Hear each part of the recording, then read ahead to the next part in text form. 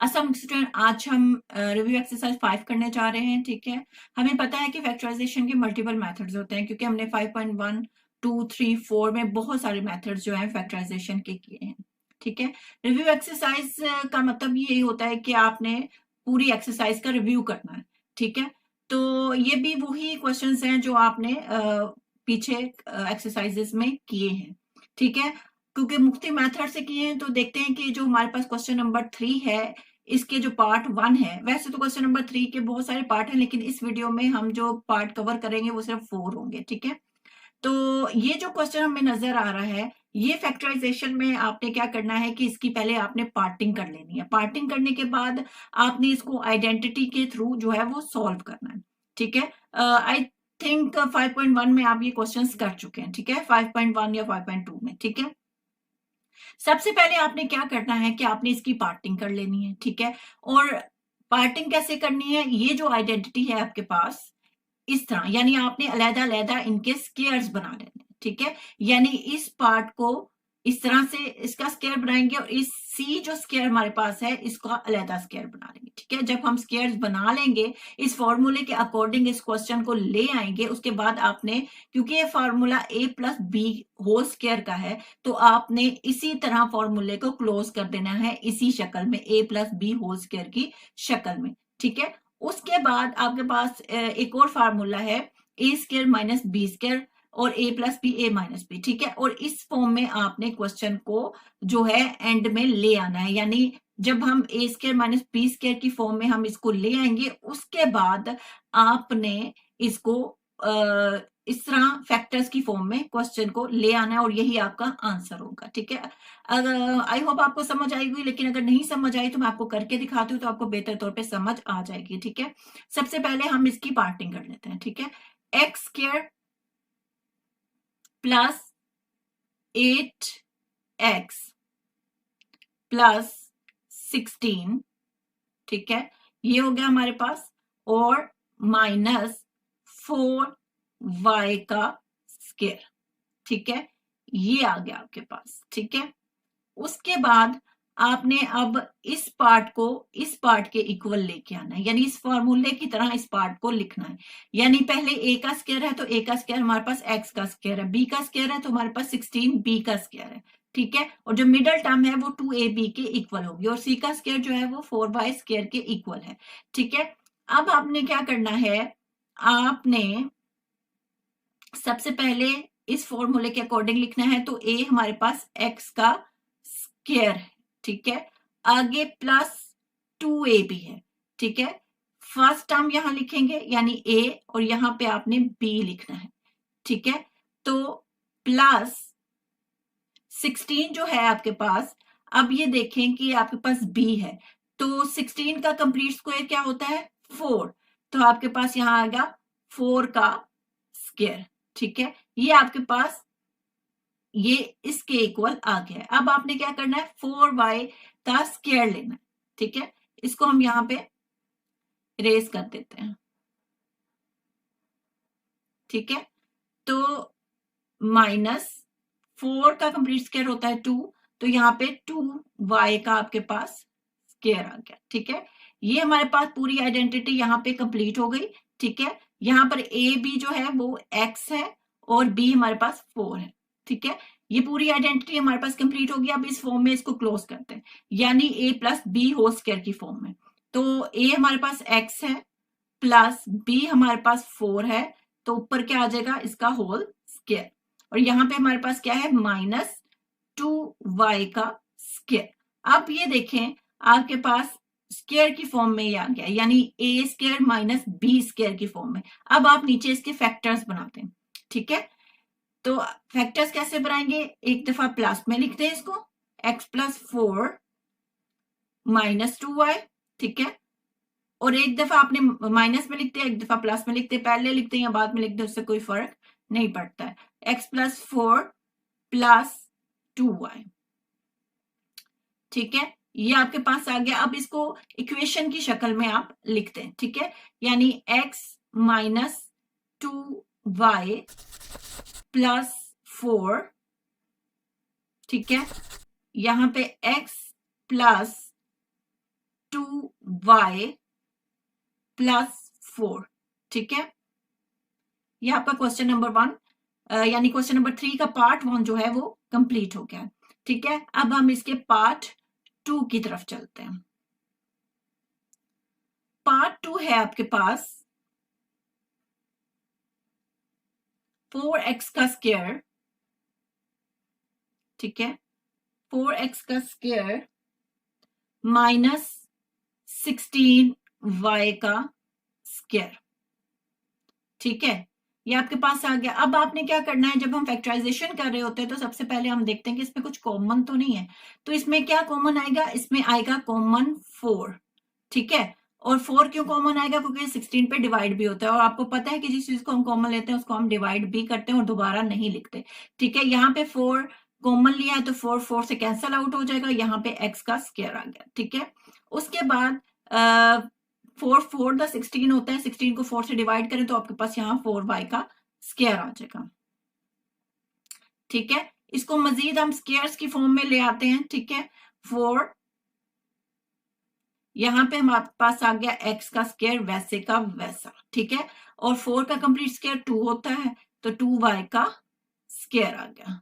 ठीक है, अब आपके पास ये किस फॉर्म में आ गया है, a square minus b square. अब आपने क्या करना है, इसके नीचे फैक्टर्स बना देने हैं, a प्लस बी और a माइनस बी की सूरत में। ठीक है, यानी कि एक दफा प्लस में लिख दें, एक दफा माइनस में लिख दें, x plus 2y and x minus 2y।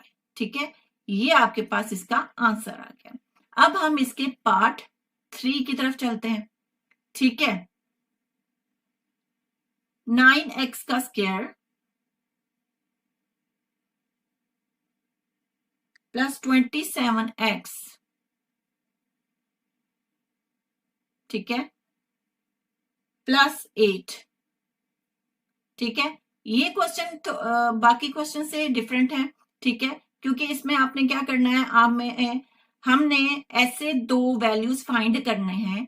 ठीक है, जिनको जमा करें तो 27x आए, मल्टीप्लाई करें तो इन दोनों को मल्टीप्लाई करके जो आता है वो आए, यानी 8 9 द 72x का स्क्वायर। ठीक है, यानी ऐसी दो वैल्यू आपने लिखनी है जिनको मल्टीप्लाई करें तो 72x का स्क्वायर आए और जमा करें तो 27x आए। यानी जब हम उसको जमा करें 27x, ठीक है, और जब मल्टीप्लाई करें तो 72 x का स्क्वायर है। अब देखिए 72 किस टेबल में आता है, 9 8 द 72, 8 9 द 72, और 9 8 को अगर आप जमा करेंगे तो 27 तो आपके पास कभी भी नहीं आएगा। ठीक है, तो इसका मतलब यह है कि किसी बड़ी रकम पर जाएगा। ठीक है, जहां पर 72 आ जाए। अगर हम 20 से ऊपर जाते हैं, ठीक है, अगर मैं 27 बनाना चाहूं तो अगर मैं 23 में कितने ऐड करूं कि मेरे पास 27 आ जाए। ठीक है, 4 5 6 7, यानी 23 में अगर मैं 4 ऐड करती हूँ तो मेरे पास 27 आता है। अगर 23 को 4 से मल्टीप्लाई करती हूँ तो क्या देखते हैं कि हमारे पास 72 आता है। 4 3 द 12 एंड 4 2 द 8 एंड 9 नहीं आता जी। ठीक है, इसी तरह मैं बढ़ाती जाऊंगी। अगर 24 में मैं कितने ऐड करूं तो मेरे पास 27 आ जाए, यानी 3 अगर मैं ऐड करती हूं इसमें तो मेरे पास 27x आ जाता है। ठीक है, यानी अगर x इधर लिखते हैं तो आपके पास ये 27x आ जाता है। देखते हैं कि 24 को अगर मैं 3 के साथ मल्टीप्लाई करूं तो क्या मेरे पास 72 आता है। ठीक है, इधर मल्टीप्लाई करके देखते हैं। ठीक है, यानी कि ये x है मेरे पास। ठीक है, तो मेरे पास 27x तो आ गया, लेकिन 24 को 3 से मल्टीप्लाई करें तो क्या हमारे पास 72 आता है। 4 3 द 12, 1 3 2 द 6 एंड 72। जी हाँ, यही वो राइट आपके पास वैल्यू है जिनको आप यानी 24x प्लस 3x करें तो आपके पास 27x आता है, और इन दोनों को जब आप मल्टीप्लाई करें तो आपके पास 72x का स्क्वायर आ जाता है।